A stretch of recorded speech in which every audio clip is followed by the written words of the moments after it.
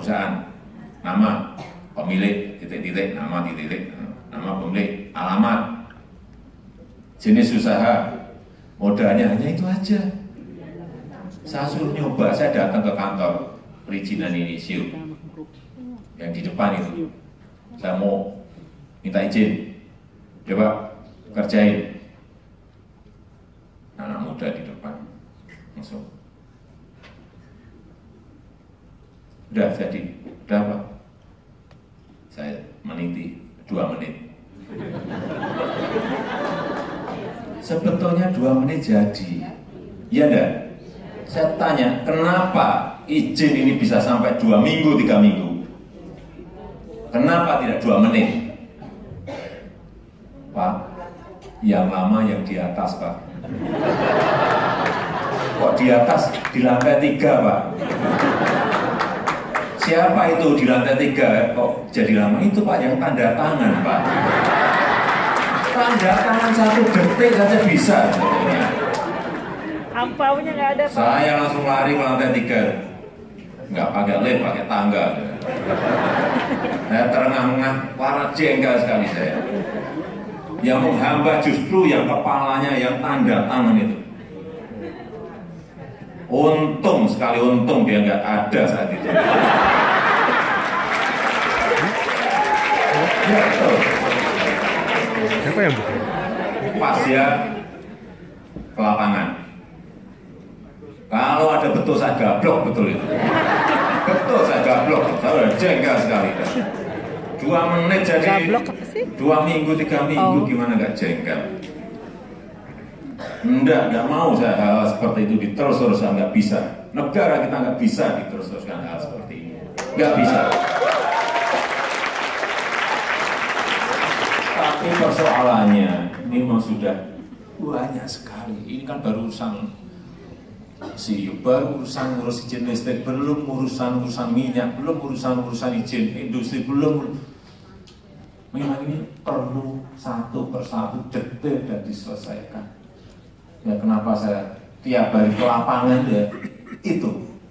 Saya ingin tahu betul dan saya ingin perintah langsung dan saya akan cek lagi.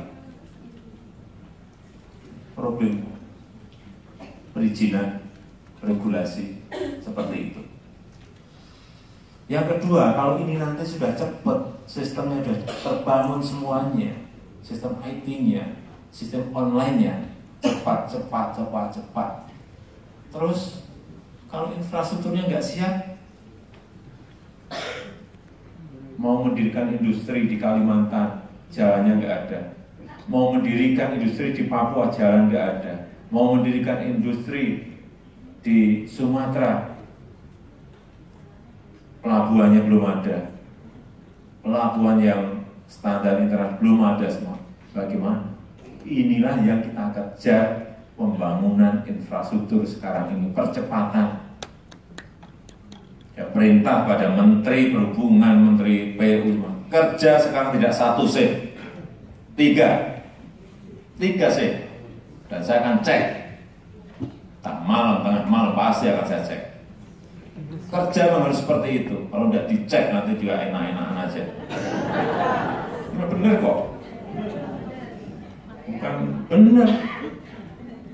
Kalau misalnya 1 shift kapan kita akan rampung? Nggak akan. Saya berikan contoh yang tol Trans Sumatera.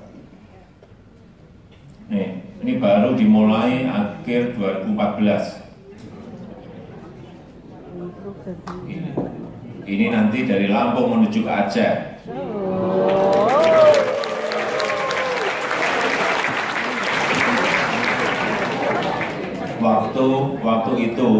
Waktu groundbreaking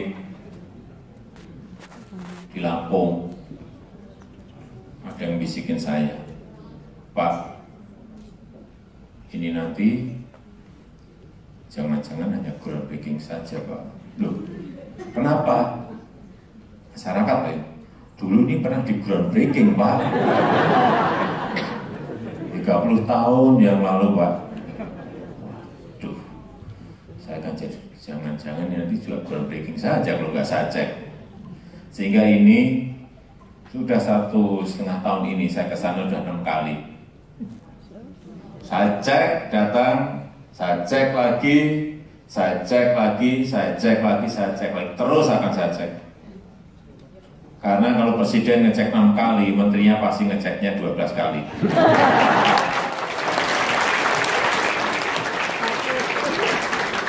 Kalau menterinya 12 kali, dirjennya pasti 24 kali. Ini yang terus yang akan kita, ada pengawasan, ada semangat, ada controlling, ada manajemen kontrol. Nggak ada yang harus kita lakukan. Kalau enggak, saya hanya groundbreaking, saya tinggal, nggak jadi.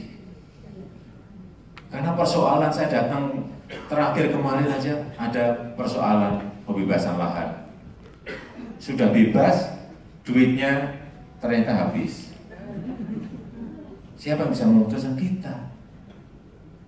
Menteri nggak bisa. Nah, seperti itu. Kalau kita nggak tahu, ya sudah, berarti tahun depan. Ini persoalan-persoalan lapangan yang selalu kita hadapi. Terus yang kereta api yang Sulawesi, coba. Kita butuh kalau seperti ini apa untuk mempercepat distribusi barang, mempercepat distribusi logistik, menjadikan lebih murah biaya transportasi kita. Ini yang tol Trans Sulawesi nantinya dari Makassar naik ke atas sampai ke Manado Bitung. Ini paling juga baru mungkin kayak 30 kilo kurang dikit. Nah, memang baru saja. Itu waktu saya di Pak Menhub, Pak Jonan, Pak, nanti minggu depan groundbreaking kereta api. Dan saya sekarang nggak mau groundbreaking.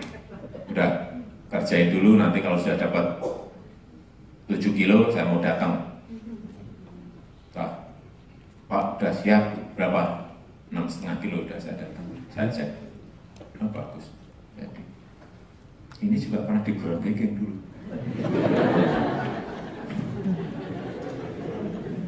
Saya sekarang udah males kalau sudah disuruh groundbreaking. Tapi juga groundbreaking nggak apa-apa, pasti juga setelah itu saya cek lagi. Kan saya datangi lagi. Pasti saya datangi lagi. Ini baru berapa bulan sih? Baru 4 bulan atau 5 bulan. Nanti yang Papua, kereta api juga akan kita mulai bangun tahun ini. Dari Sorong, dimulai dari Sorong menuju ke atas.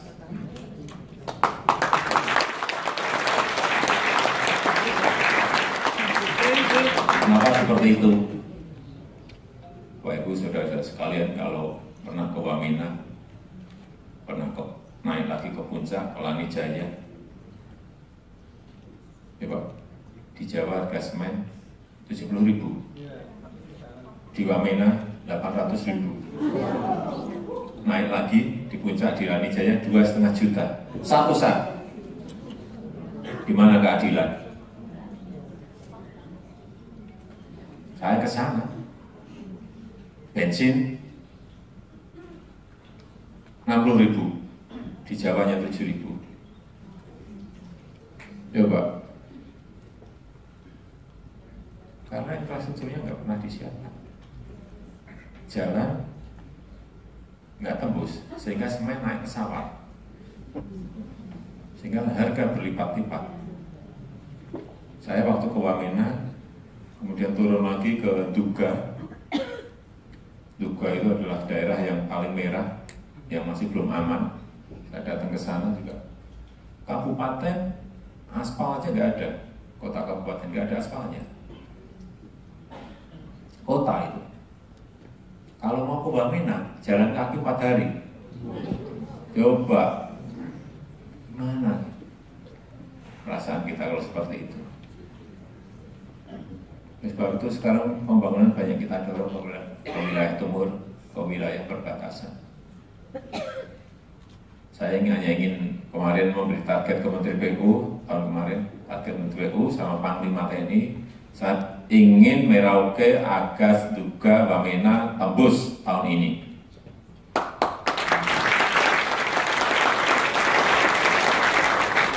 Caranya gimana? Silahkan cari caranya. Saya nggak mau ikut-ikut.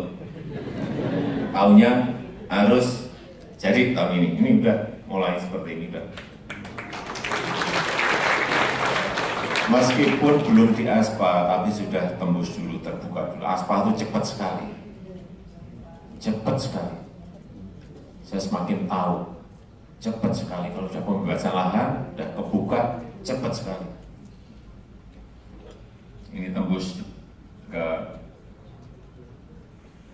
perbatasan Papua Nugini. Kalau nggak kita perhatikan, ya, sampai kapanpun yang namanya harga, yang namanya ya akan seperti itu terus. Disparitas gap itu gede sekali.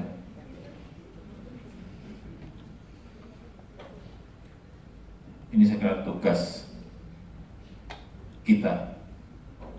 Kemudian misalnya di NTT tuh mau nanam apa kalau airnya juga nggak ada?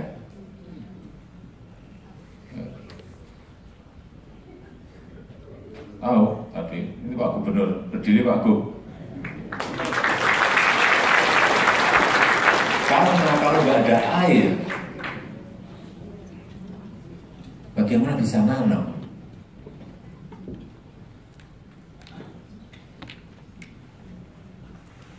Padahal masyarakat NTT itu rajin sekali. Tapi kalau tidak ada air, nanam mau pakai apa? Tanam tandus. Sebab itu Pak Gumi paling rajin telepon saya. Pak minta tambahan waduk. Baru seminggu Pak waduknya tambah lagi ya. Aduh. Yang lain satu provinsi satu saja kadang-kadang tidak, ada yang satu, ada yang tidak, ada yang di NTT sekarang ada 7. Coba. Tapi kalau nggak kita solusikan itu, ya itu tadi. Nanamnya pakai apa? Di Ragnamo, ini Ragnamo sudah terakhir berapa persen Pak? Berapa? 42%, cepat banget itu dia kerja siang malam saja. Yang kedua saya ke sana saya kaget saja. Dulu masih belum diapa-apakan, baru saya ke sana sudah kelihatan sekali. Ini dam besar sekali itu. Ada 7. Dengan ini nanti masyarakat di NTT bisa mau nanam singkong, mau nanam jagung, mau nanam gula, mau nanam sorghum, kemudian ternak juga. Tapi kalau nggak ada air sekali lagi, ya nggak mungkin. Yang namanya gubernur provinsi itu, ini uang gede sekali. Tapi karena memang gubernurnya rajin telepon saya. Alasannya ada aja, Pak ini aduh. Tapi ya saya beri, saya tambah terus ya. Kita mungkin 5 tahun yang akan bangun 49 waduk di Aceh, yang sudah mulai di Aceh, di Grongkerto, di Lampung, di Sukoharjo, di Nagi. Nah itu sudah semuanya. Lampung di Jawa Tengah, Arian di Banten.